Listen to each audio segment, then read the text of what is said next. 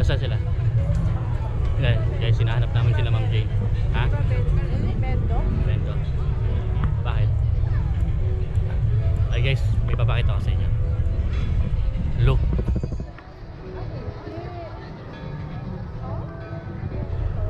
Ayun o. May ship. At kala ko kanina nakaano lang siya. Ayun o. May ship siya. Ayun guys o.